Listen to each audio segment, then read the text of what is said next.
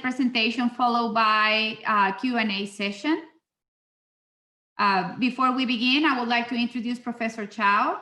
He is a doctor in physics and professor, and he has been working for the oil industry for more than 38 years in both the oil fields and the higher education institutions, including working at Western Atlas International and Halliburton Company. He is currently the Dean of the School of Artificial Intelligence at China University of Petroleum in Beijing. He holds a visiting position at Harvard Paulson School of Engineering and Applied Sciences, and he has received Technical Achievement Award, next slide, from the Society of Petrophysicists and Well Logging Analysts, and awards from other academic organizations. This presentation is copyrighted. The material belongs to the author. We will be making available this presentation in the Energy and Data webpage, as well as the SCG webpage and the YouTube Energy and Data channel. So you will be able to access the information from there. Please do not record this information. Energy and Data, it's an event that has been organized by 3 societies, AAPG, SCG, and SPE. And it's meant to gather professionals from multidisciplinary teams, geoscientists and engineers from small and large oil and gas companies, academia, research, and technology to define the future of digitalization for the oil and gas industry, influenced by external advances from outside of oil and gas. And the next conference will be held in Austin, Texas, from the 21st to the 24th of February. At this time, we already have opened the call for abstracts. It will be open until August 12th. So if you have research to share with the community, you are more than welcome to submit your abstracts. And with that, I would like to leave you with Professor Chow and his wonderful presentation. Thank you for your introduction. Good morning. Good evening in Houston. It's a great pleasure for me to have this opportunity to share my recent work on machine learning. And I have 2 email addresses. If you have any question regarding this talk, please feel free to drop my email anytime. So my talk will have these 6 parts. First of all, understanding the borehole geophysical data. So in this talk, the borehole geophysics means actually well logging. This is the routine process for the NMR logging, for example. The left side is a logging tool. It's actually, I have to move from the downhole to the surface. The middle is the raw data of the echo trace to get from the tool. And the right side is the results after process. So that is what the well logging works in downhole. So today's talk, the borehole geophysics, all related to the well logging. It can be acoustic logging, resistivity logging, and the nuclear radioactive logging, and other logs. So why we did a logging? So the logging basically has to answer 4 questions. So where is the oil and gas? So how much producible, and how to recover the most? That's the key 4 questions. But also, logging can provide other first-hand information to petroleum geology, to seismic inversion, to drilling and compilation, and also to many other engineering applications. In today's logging, we have both well-line logging and the well-line and the logging well drilling. For the well-line logging, we have open hole logging, cased hole logging, production logging. plus recent advanced perimeter sensors. For the logging well drilling, we have geostaining and also formation evaluation, RWD. So that is the logging today. For data science point of view, logging actually include the data acquisition, the downhole and the surface, and also data transmission from the bottom to the surface, and from the well site to data center. And also in the data center, we do the data process. After the data process, we do the data interpretation and the applications. That's all related to data. So for data science point of view, if we have any progress in data science, it should be applied to the borehole geophysics or well logging. So that is the logging industry was started in 1927 by Schlumberger brother in France.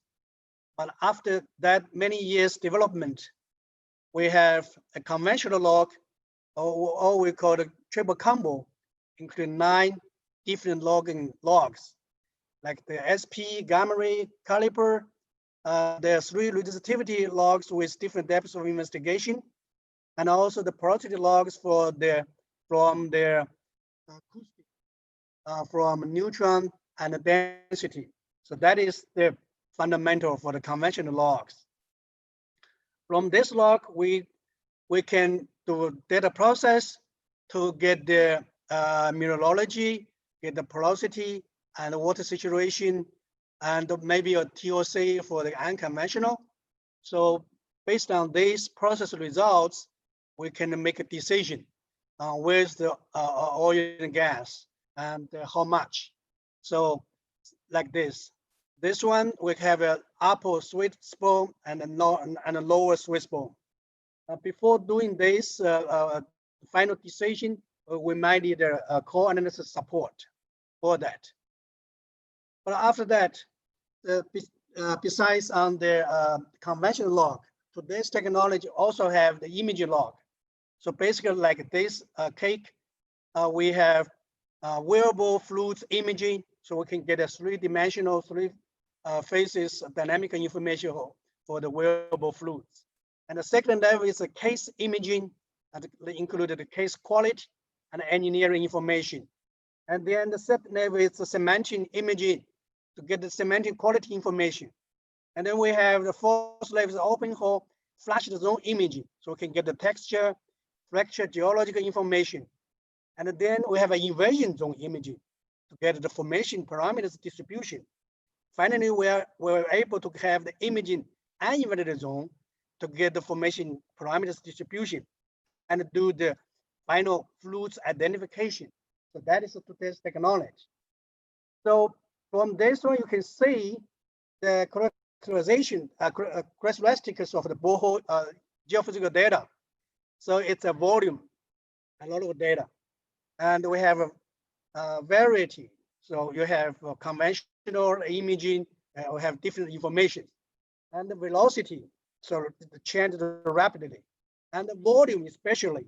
So each log had a physical response, has a very clean physical meanings. And finally, of course, it's always uncertainty. There are a lot of uncertainties from logging itself and for the parameters to describe the models. And there are a lot of different uncertainty involved.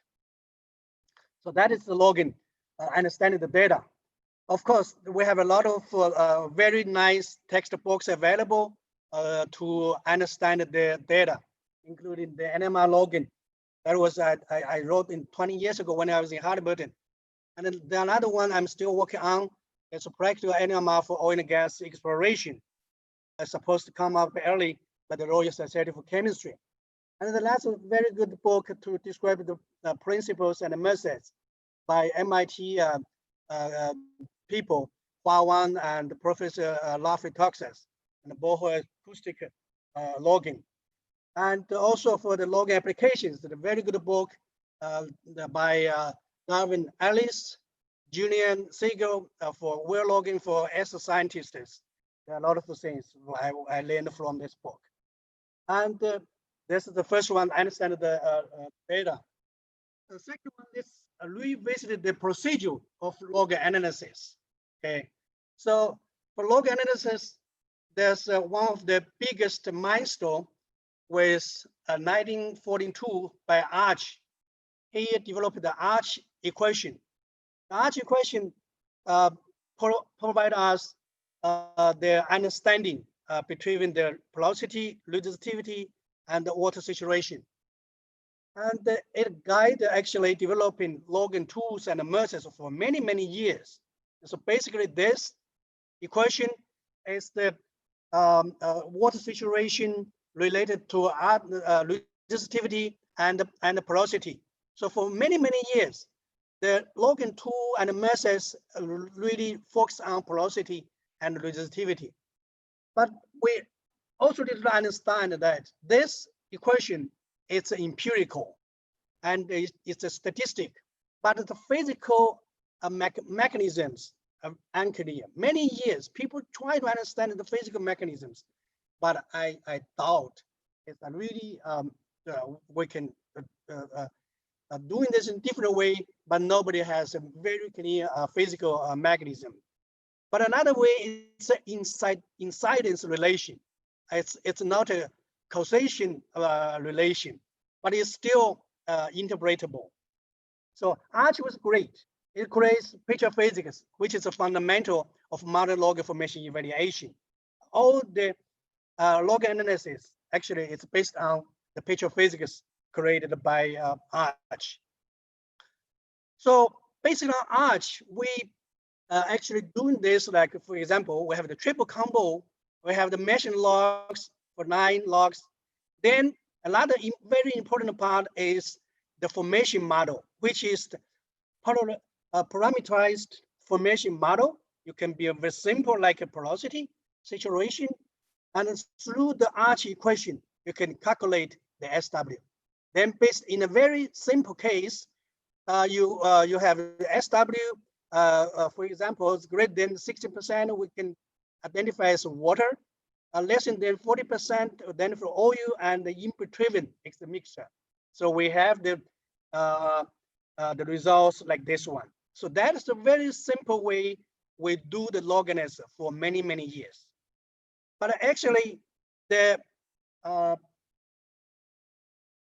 rock or the formation, it's not like so simple. It can be like this one. We have the rock bulk volume with much minerals, and also the total porosity, including capillary bound water, including clay bound water, capillary bound water, free water, and the hydrocarbons. That's such a complex volumetrical model. From this volumetrical model, we can have, like, if we consider the multi-minerals in the matrix and the multi-fluids in the pore, then we can write the density log response function, for example, like this. So that included the porosity part, the saturation part, the clay part, and also the multi-mineralogy part. So that is this response function.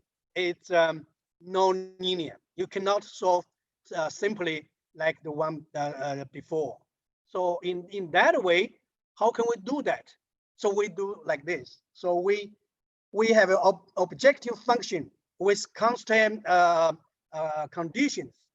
So in this objective function, we have the raw data AI, and also the response function calculated the theoretical logging. So that is actually forward modeling. So we have both forward modeling and doing the objective function to do the inversion. In the better inversion, we have to understand the forward modeling, forward model and the forward response. So that is the optimization problem. So that if we consider the complex volumetrical model for that. Beyond that, actually, in this book, it says in the draining process for the permeable zone, we have inversion. So we had the flashed zone, have a transition zone, and the uninvited zone.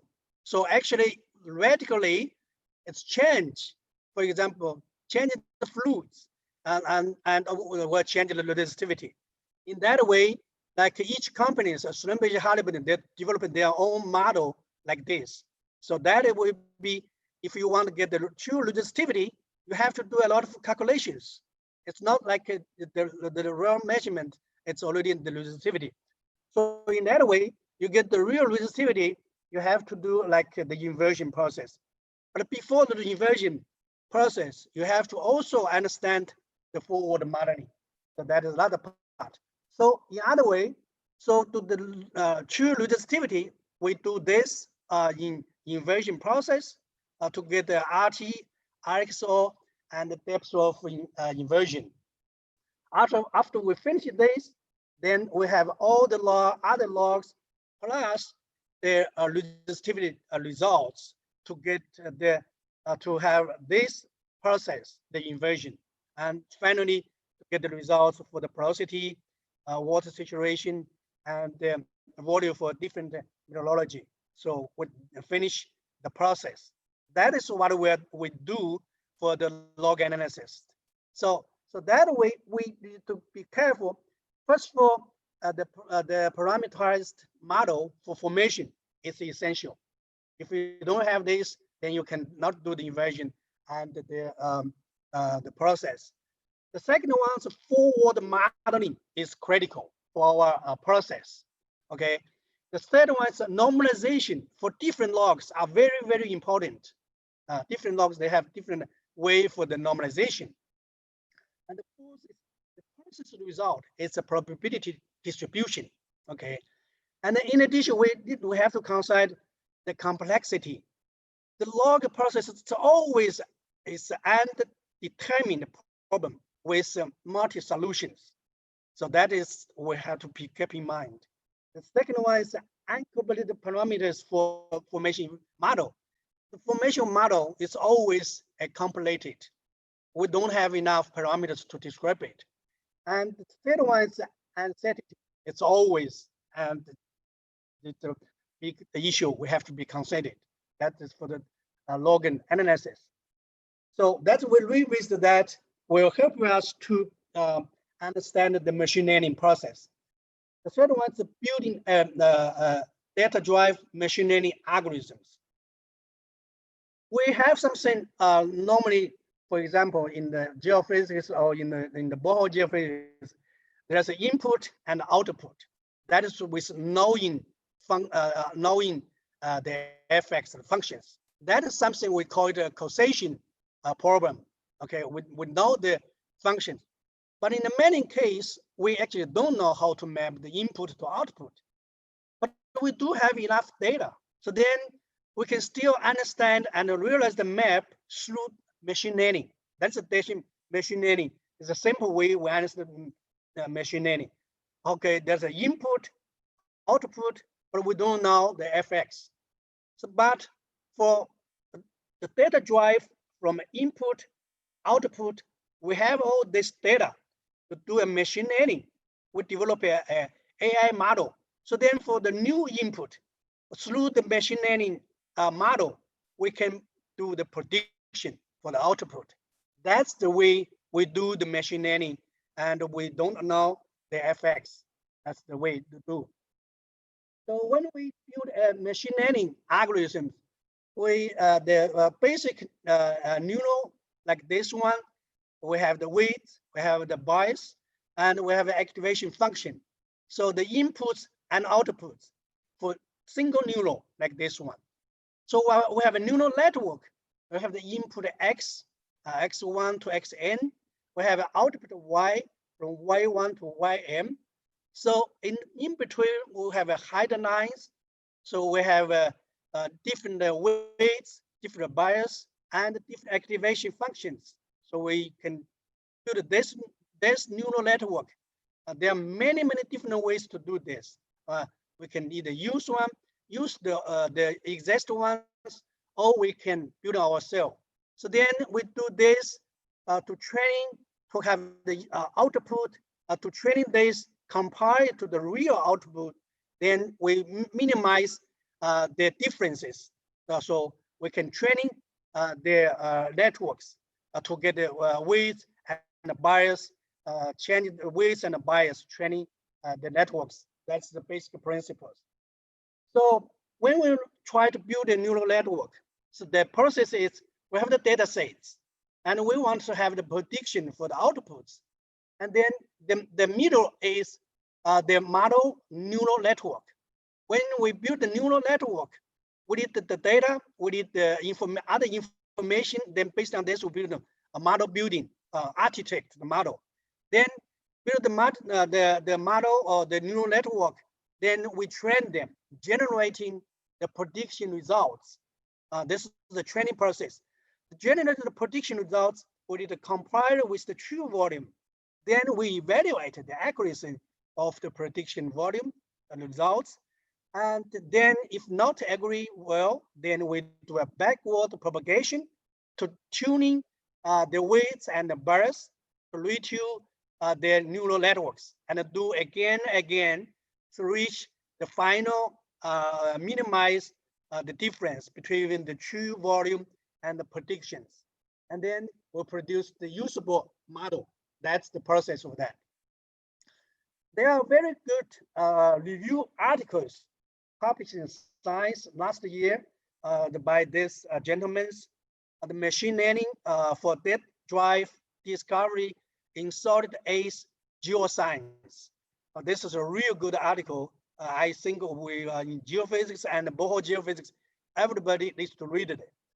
And it says that machine learning for us, for the Borehole Geophysics and the geophysics and solid phase geoscience, we can use them for automation, okay? Do the automation, the process, and do the modeling for simulation and for inversion. Okay, that's a very important part for us. And also for discovery new things we don't know, we don't understand, use the conventional methods. So that three part, it's applicable to the to our Borehole Geophysics or to whale logging. And also in this pipe exercise, today's machine learning, we have three different kinds actually. It's in supervised learning, unsupervised learning, and the semi-supervised learning. It's also applicable to the Borehole Geophysics. And there are the categories, different machine learning methods.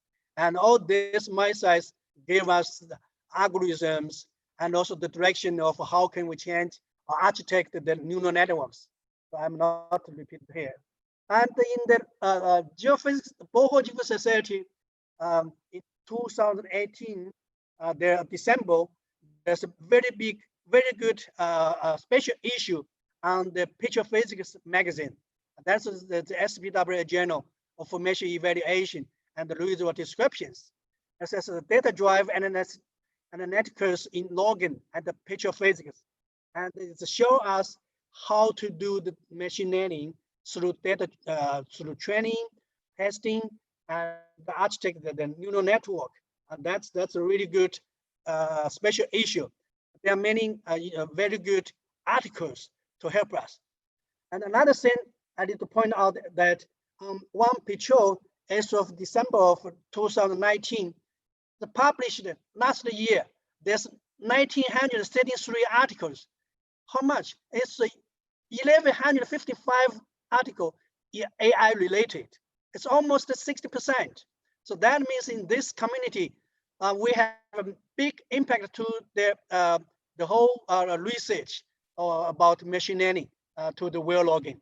So that way, and also another one, in this year, the SPW 2020, the annual conference, their annual symposium, there are more than 25 AI papers. There's a special topic on advances in machine learning.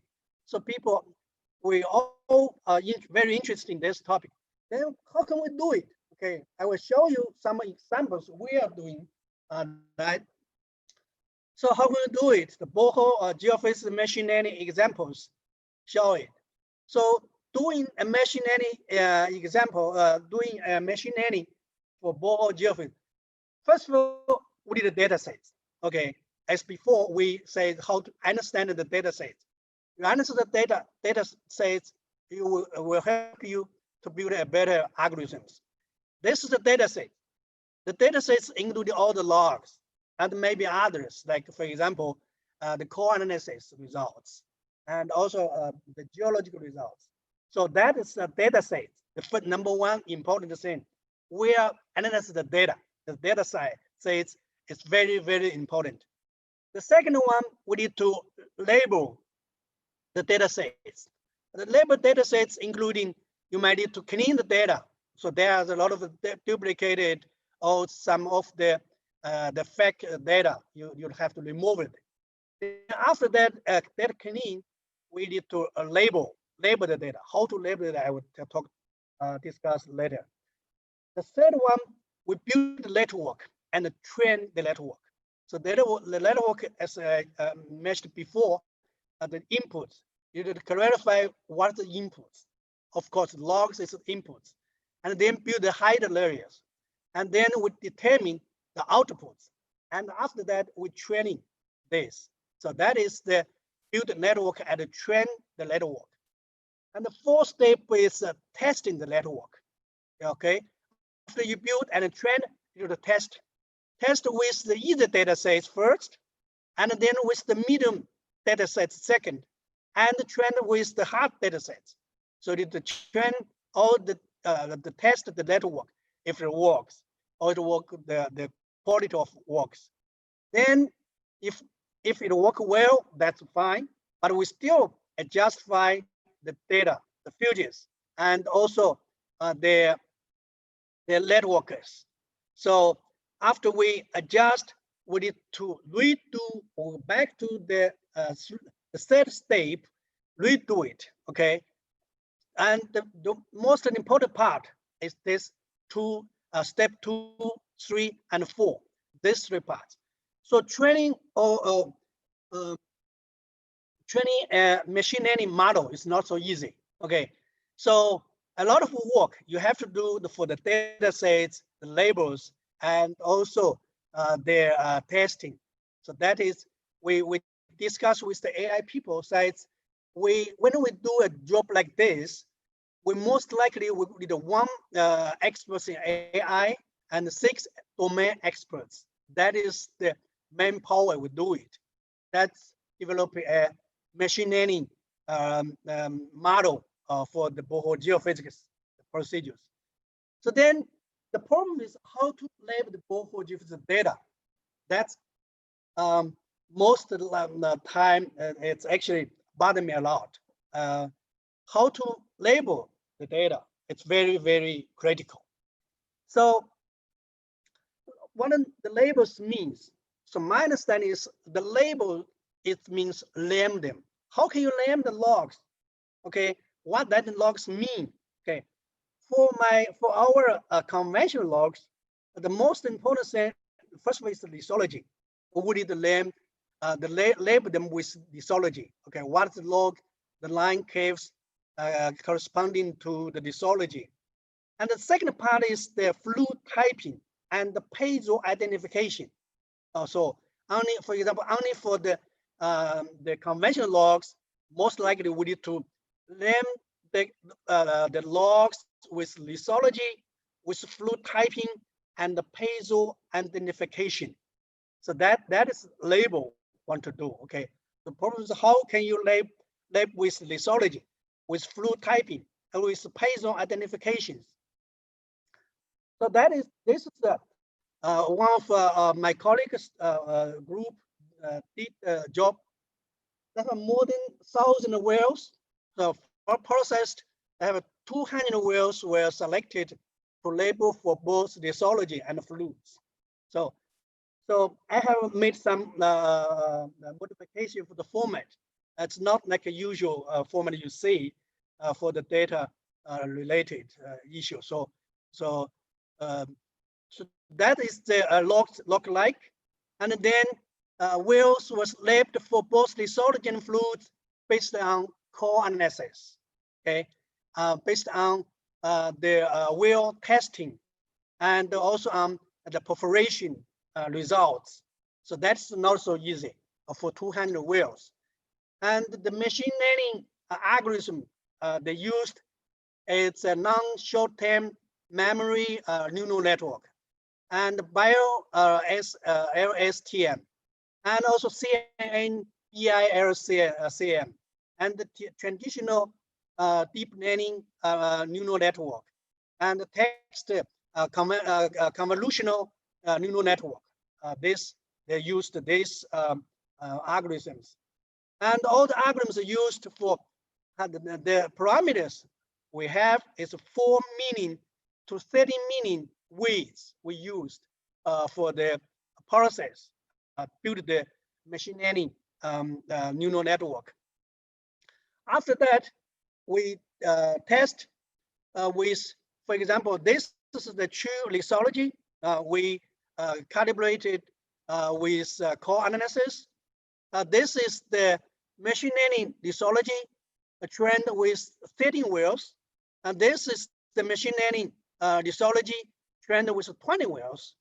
Okay, the accuracy improved with training data sets from 20 to 30, and the accuracy is from 31% to 83%. That means in more wells training, then you get more accuracy. That is a simple results for the lithology training. And another part is the fluid typing. So this will have a water and oil. So we do the same thing.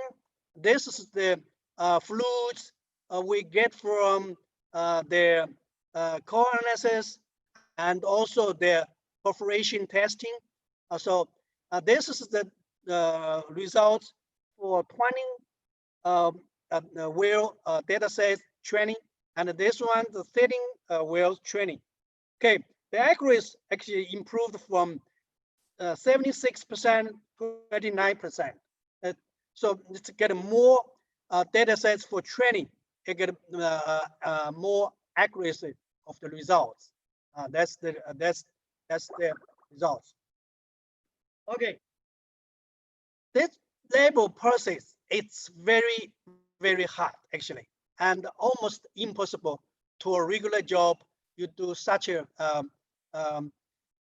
labels with the core analysis and with any other very fine analysis.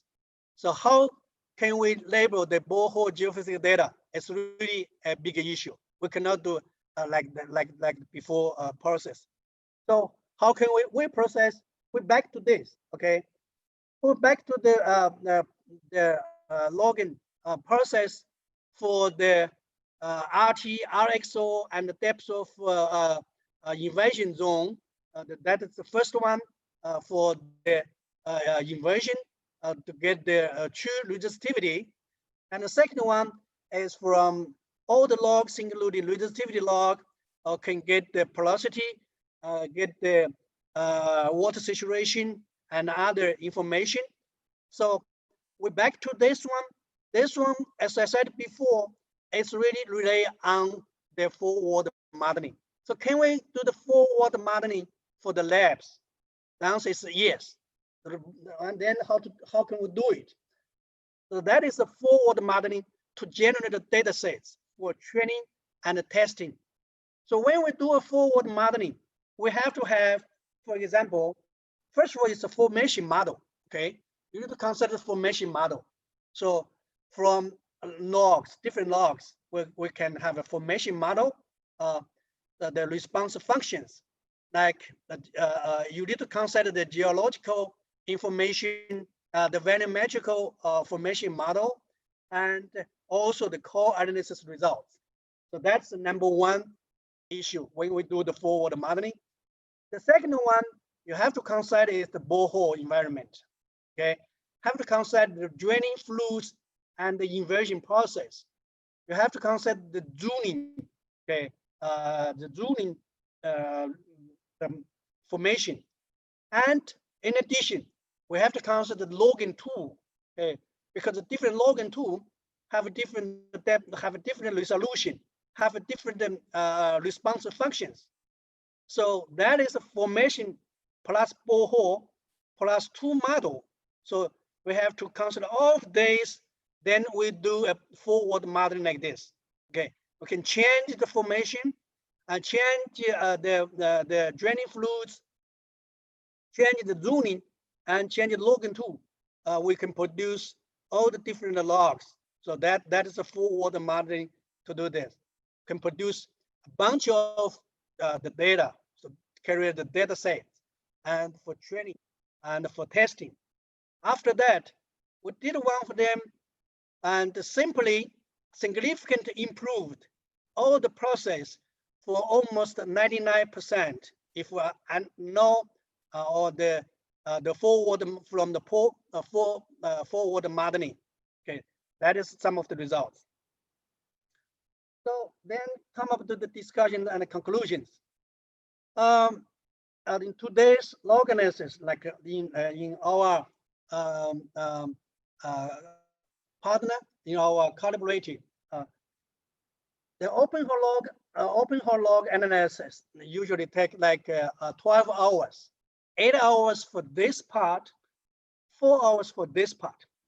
In this part, like 90 minutes for quality control, 150 minutes for pre-process, like steps match, like any other corrections, and 30 minutes for geological information editing, like the mud log, core data, the match together.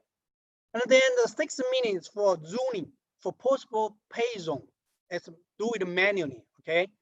Then there are 90 minutes for estimating porosity, water saturation, and the volume for each methodology, and 6 minutes for other corrections. That is 8 hours to do this, okay? And then there are another 4 hours, including 180 minutes for the oil and gas interpretation, okay, the manually for interpretation. And then the final reporting takes an hour.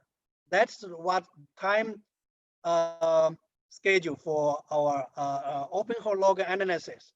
So what we're going to do with the machine learning, okay, for a single well, we so far didn't consider the multi-well studies. For that, for example, the quality control, definitely we can use the machine learning automation. Okay, pre-process, no doubt we can use the machine learning automation. The geological information, mud log, core data, we can use automation. And the zoning for possible pay, we can use the automation. And this part, that's of course very important part because it's really will produce the final results for our measurement, cost measurements. So that will we do this as with the machine learning modeling. Okay, the modeling including the simulation and the inversion process for that 90 minutes. But we need to improve the results with the forward modeling as a data sets. And then this part, we can do like automation for the corrections. And for the oil and gas interpretation side, we can use machine learning discovery. Okay, so the discovery will help us to find the missed zone for the oil and gas from the log analysis. And final reporting, we actually can do AI automation. So you see, for 12 hours of a single well log analysis, and many parts of this, we can use automation to save a lot of time. Another part, we can use machine learning to the modeling. We can improve the accuracy. And another part is interpretation for oil and gas identification. We can use AI discovery. And then this part, we can provide standard report for the log analysis. So we see for the log analysis, all the machine learning can be used in each step, and we can get our results much better. So finally, get the conclusion is that borehole geophysics or well logging in the oil and gas industry provides first-hand information for discovery, understanding, and recovery of underground oil and gas.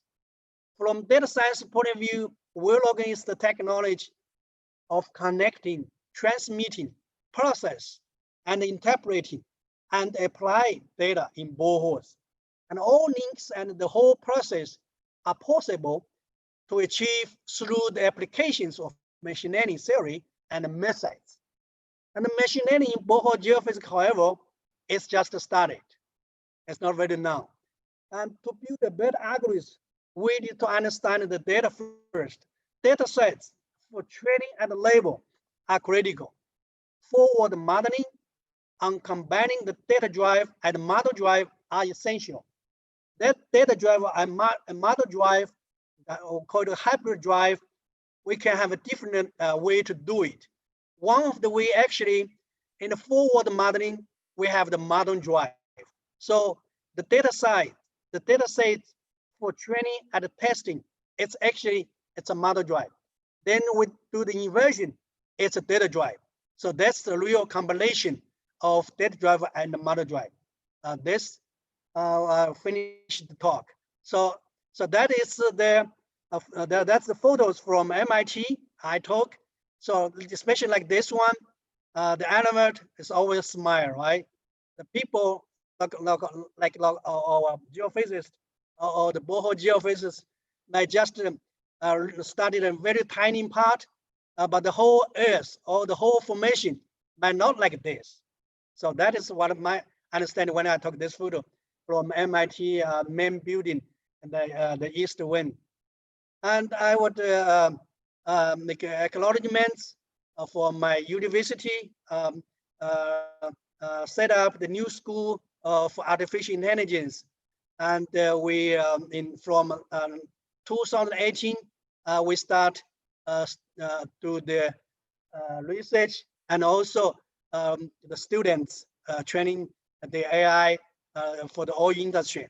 And we also, thanks to CNPC, to funding us for the very early stage application studies for machine learning for the seismic, well log, and the drilling and completion. And also we thanks for the people. We shared a lot of thoughts. During we have a conference in Harvard Cinematic Research and in CUPB. And thank you very much. If you have any question, please ask.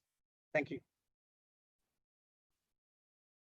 All right, so thank you, Professor Chow. We do have some questions on the Q&A box. If you would like, I can read them for you, or you can access them. Okay, I can access some. Let me check. There's one question from, I don't know, let's see, so can we have some links to improve our skills in machine learning? Have some links to improve our skills in machine learning? The answer is yes. The machine learning to improve our skills, we can have like the experts in machine learning, or there are many of the websites available, and also there are open source algorithms available. Okay, so that is a lot. When we studied this, we have a lot of different resources to improve our skills. This is the first question. The second, how to get some old data from produce if you need to analyze it with machine learning? That's a good question. How can we get some old data from produce? Yes, we need to use some old data from produce, and we have to because that's the important part for training, for the training data. So we need to learn the data, so to training the network. So it's very important, and also it's essential to use all the data. Okay, so we get a lot of data actually from producing, from now producing to training the network. Later on, what is the fundamental principle of machine learning? That's a good question. What is the fundamental principles? So I have one slide shows the difference between the causation problem and the incidence relations, right? So the fundamental principles, they're still investigated, but we try to build a complicated neural network, replace or represent their equations. So that we not we don't know the functions, but we try to build a complicated neural network to represent them. So that is the principle behind the neural network or behind the machine learning. But maybe I cannot just use one of simple answer to this. So what do you mean by uphole and downhole logging? Oh, that not mean the uphole downhole. Usually we get to downhole, then we move the tool up. Okay, but sometimes we might need to log in when the tool downhole to keep the environmental the no change. For example, the temperature logging. If you want to get the temperature, actually, when the tool get down the bottom, it's actually changed when you log the temperature after you downhole the tool, then go to the up. So some of the measurement you have to get the measurement down when the tool going down. Okay, but the most of the measurement we make the tool uphole. So that is the mean. So the machine learning is made to robust program? No, not the robust program. Machine learning will have a various applications. Okay, so maybe someday we can have a robust can program. Okay, that is in the future of the AI. Okay, but today we still do the machine learning by people. Okay. For these 200 wells used in labeling process, did the local in the same base or they are randomly selected? Yes, they are in the same base and not randomly selected. That's especially for this 1,000 jobs in this area. So to do the label. And the question, what are the different tools to measure the log? The different tools to measure the log. There are a lot of different tools. Okay, so like I said, the triple combo, there are 9 different tools: spontaneous potential, gamma ray, caliper, the deeper resistivity, shallow resistivity, and also the neutron, the acoustic, and the density log, and also others like the imaging, a lot of other imaging high-end tools to get the more data of the different imaging. Okay. Another question is, what are the different types of artificial intelligence substrates? What is the different type? There are many different types. Okay, we are today just concept the machine learning or deep learning. Okay, actually there's a lot of part like the natural language process, NLP, still also can apply to the Borehole Geophysics. And then how much process and interpretation time can be reduced by applying AI machine learning? That's a good question. That's what we will try to do. We try to reduce as many as possible. So normally, as I said, we have like open hole log analysis, like 8 hours, like 12 hours in 2 parts. okay? And we hope to dramatically reduce the time. I cannot say what exactly we can do, but we will try the best, try to reduce the time as many as possible. But there are other sides. It's for example, the um, the modeling side and the interpretation part maybe still take some time. But all the automation part will significantly reduce time. I cannot answer them right now how much really exactly we can reduce, but we will do. Another one, what is your opinion about use machine learning to predict NMR logging? That's a good question. Okay, NMR logging compared to other logs, a little bit expensive, right? So many people try to predict. We don't need the log, but we can synthetical the NMR log. Well, my experience is that NMR log is complicated. Okay, the response, it's for example, it's a pore size distribution, right? And there's no other log so far can provide any of the information with pore size. So I don't see there's a way we use machine learning to predict the T2 distribution exactly. It's very complicated. Maybe we are doing some forward modeling. After the forward modeling, maybe we can do, but still a lot of things. It's a little bit difficult so far. Okay, but predict with machine learning is one of the options, especially when the NMR logging.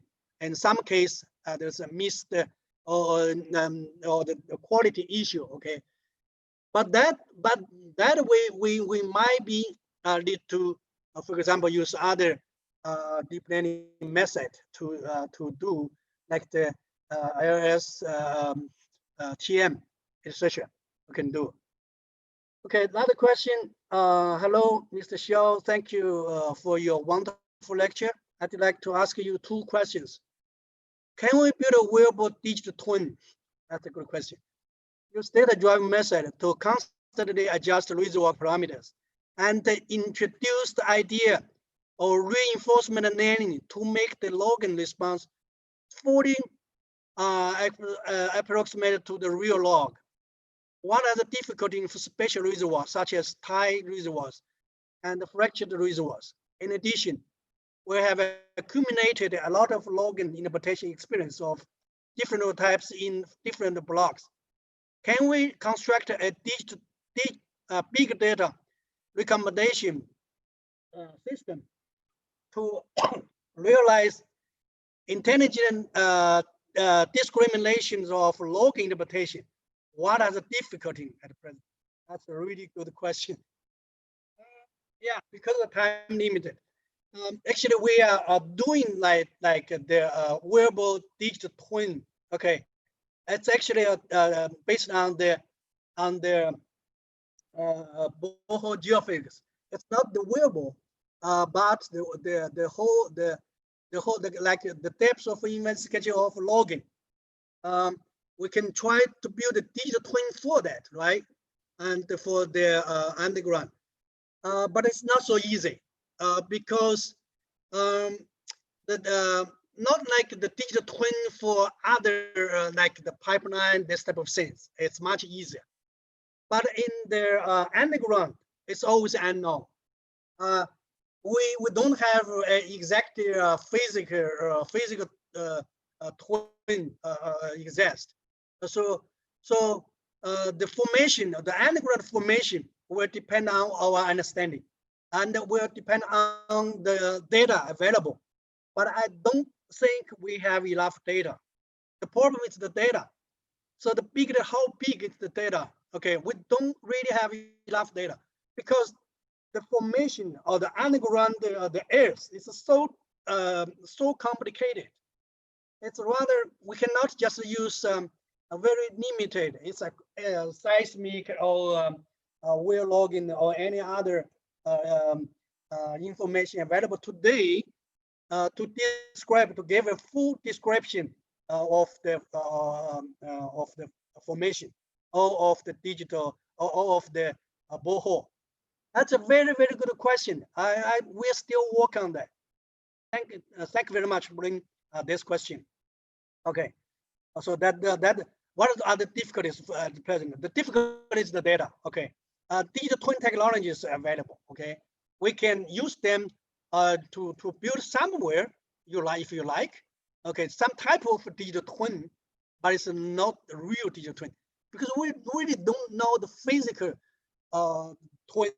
What does that? If you don't have that, what does digital twin mean? Okay, we can use virtual reality to have a borehole like that part, but it's really not a digital twin. But maybe we can get closer. Okay, as we data more and more data. Thank you. Professor Xiao, do you have any advice on AI learning for beginners? That's a good question. Yeah, thank you. Yeah, I would say you watch some YouTube if you're available. MIT have a lot of very good introduction level video available, and the video YouTube that's really nice. There's so many resources you can use them. Okay, but in China, of course, you're not able to get into YouTube, right? So then I would say there are some books. It's a nice book, especially on by the China Society of Artificial Intelligence. There's some good book. So if you want, you can drop me an email. I will recommend some of the book in Chinese. It was nice.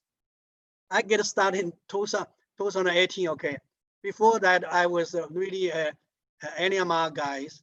But when there's the president of my university put me on the dean's position after learning, so I go to Tsinghua University to study from their elementary level and to the higher level, and then I think, and it's nice and very exciting. And there are not very exciting progress on AI.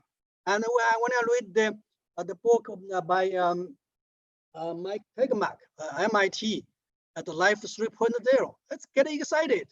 I would recommend you and others, if you are interested on AI, then you can get that book to read. Very exciting, and it's a nice book. Thank you for the presentation. I would like to hear your opinion about how the reservoir characterization can influence on the AI modeling. That's a nice question. Thank you.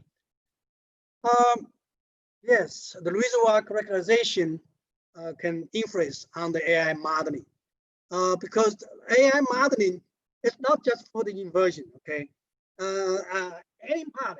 Actually, there are a lot of nice work on the reservoir simulation. They use AI, okay, to developing the algorithms for much better accuracy and much faster, like the automation for the reservoir simulation. And I think the reservoir characterization description also the same thing. So we can, the AI can it's a tool, okay, I can use for any data related problem. So if you do this reservoir simulation, reservoir description, and they are related, data related, okay, you can use it in a small part or in the whole process. So that is will be a very useful tool for that. Okay, next question. What machine learning algorithms is most efficient for multivariable regression? That's a good question. There are many different kind of machine learning algorithms. Okay, I cannot say for multivariable regression, you have, for example, you have SVM, supportive vector machine, and many other algorithms you can use. So all we can try. It's depending on the problem you really face. Okay, so there's no single answer. Thank you. Another question, are there any open data sets that can be used for analysis? Thank you, this question. We're working on, but no. Nobody built this open data sets. Open databases will be very, very important, but we most likely the university can maybe work together to build one, okay? Because the companies, they can do that. Two, where do you see research heading in the coming years past carbon D? Where do you see research? Where do you see it? China have a lot of research going on right now. Okay, that's the only thing I can see. And we have a lot of activities for the research. Three, are you looking at getting new members for your research team at CUBV? Yes, we're looking at new members. If you are interested, send me email. Thank you. Another question, what is the better tech, the picture-based machine learning, or have a computer science expert as a consultant? What is the better tech? Okay, what's the better tech for the picture-based machine learning? Yeah, the better tech as a machine learning for picture-based. And you have to learn from the deep learning sets, and especially related to the logging, to the borehole geophysics, or to the downhole measurement. Maybe a digital twin, it's a direction to work on, because it's always have a new challenge for that. Okay, thank you. That's the EDGE. Okay, thank you, Professor Xiao. Can you hold another session focused on application of seismic interpretation? Thank you for your invitation. But I think for seismic interpretation, we have another very good experts in my school. I can recommend to you. I am basically it's a Borehole Geophysics, and also NMR guy, and we learned a lot. I learned a lot of machine learning, but I don't think I'm able to give another session focused on the seismic interpretation. They should be do this much better than me. Thank you. Hi, Professor Xiao has our machine learning being applied in unconventional gas development, especially for coal seam gas. Target for coal seams given coal measure are quite different for conventional reservoir. Thanks. Yes, I think it's possible once if you have enough data, and also if you have good description of the coal seam gas zone. Okay, both sides are important. If you have enough data, that means maybe logging, may have a lot of laboratory measurement and the production data. Okay, and the second one, you have to have a direction, the descriptions of the model. You have the model to do that. Once you have both of them, and you can do it. Okay, this is the only advice I can give. You mentioned in the types of neural network you've utilized, including ASTM and CNN. What stage did you use each type of network? And why did you choose this particular method? Thank you. Thank you very much for this question. So what stage did you use this type? Okay, okay. That number one, we have to consider the data, okay, and consider the problem, the sides, okay. So you need to analyze what the problem is. What the problem is, we want the lithology, and the CNN it's very good. For the quality check for desktop science, the ASTM is very nice, and for synthetic data, the ASTM very nice. So that was what we were choosing. So the choosing you depend on the data, the problem we want to solve, and that's two things. So that there are many we use, sometimes we use open source, and we also sometimes we need to make some changes. That's a two big issue. Thank you for your questions. Is causality deemed necessary only because the current ML model are not robust enough? That's a big question. Okay. Causality, yeah, that's related to the current machine learning. Can we interpret the results can be interpret. If you cannot interpret, then we cannot say it's a causality. Okay, so that's not means robust enough. As I think, on my mind, my personal opinion, is still some of the algorithm or theory fundamental questions. But today we're not. No. Okay, another question: 3 million to 40 million weights. What it means? That means you have to build a very, very deeper neural network, and a big one. So there are thousands, the millions, 10 millions weights. So you have, for example, you might need to have 50 depths of the neural network. Okay, so depending on you calculate, you have a calculations to that. That just means the very big neural network we used. Is this a publicly available lab Borehole data for benchmark algorithms? And can you point us to the link? No, sorry. They are not public available. We're trying to build one, but right now, no, we are just at the very beginning. It's not. So maybe SEG or any other society can do that with us together, but right now it's not available publicly.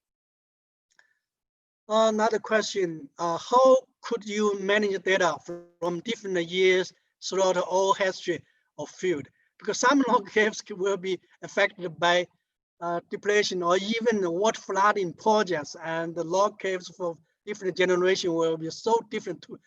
That's a great question. Thank you for bringing this question now. That's yes. That's another big issue. Okay, regarding the data. How can we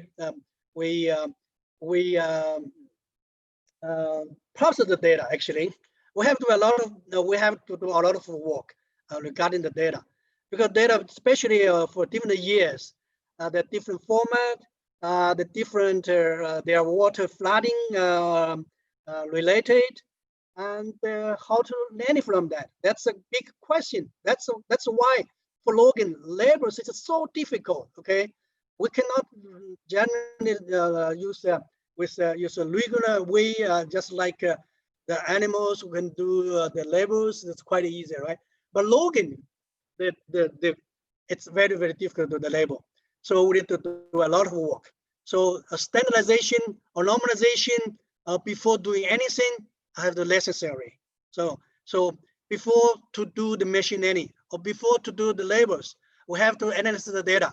We have to process a lot of different things. And normally so far the project, we use mostly the logs recently the get. It's not very old. There are some logs like 40 years ago, 50 years ago, then another issue. Okay, but for really we'll do a good job for machine learning, we have to consider the history of the field and the different logs. That's very, very good questions. And in the course of the lecture, you mentioned some tools like CNN, DNN, and others. What are they? The full names will help. Thank you. Okay, sorry. CNN means conventional neural network. It's a common in the machine learning. Okay, DNN means deeper neural network, and they are maybe a little confused. So I just use a simple way. Okay, thanks. Another question is very good talk. Thank you, Professor. Thank you very much. Now please So is there any online class available at this time? Any online class available at this time? For Borehole Geophysics, I know, no, we don't have one. But we do have in my school, we teach students. We have teacher we have like 14 teachers to have 14 different topic related to a different stage of the upstream, downstream of the oil industry. So to do that, maybe this is the only place worldwide can do this so right now, because in the oil industry, our school in artificial intelligence right now is the only one. So we are developing some of the textbooks and maybe some online teacher. But right now we're still in the early stage. Another question: how do you use machine learning? Let me see. How do you? There's so many questions. Let me see. How do you use machine learning for normalization of large data set? That's a good question. Yeah, how do you use? Actually, we right now, it's really not machine learning to do the normalization today because of the large data sets. We do a very simple normalization. Use the arrows or the equations. Not really today. We use the machine learning, but AS normalization for large database should be able to use machine learning. This is the automation process. Okay, thanks. Professor Chow, if you would like, we can capture all of these other questions, and maybe you can answer them on your own time, and we can publish it on the LinkedIn channel or the YouTube channel. Okay. It is already 22 minutes past the hour, and I really appreciate your time and willingness to answer all of these questions, but I don't want to keep you here all day. As I said, yes, we can capture them and send to you, and then we can publish the answers as we publish the video as well. Okay. If that's okay with you. Yeah. Thank you very much. And thank you for your very nice questions. There's so many very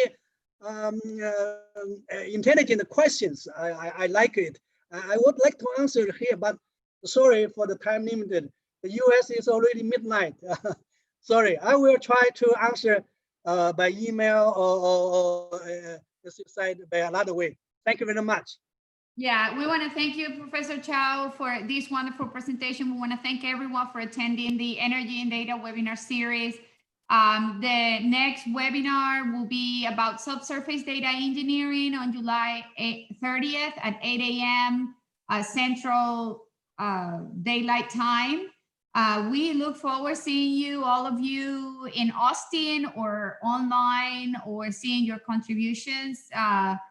Professor Chow, again, we cannot thank you enough for this wonderful presentation. Tons of great comments on the chat box, thanking you for the content. Everyone have a nice day, and you too, Professor Chow. Thanks so much. Thank you very much. Bye-bye. Bye.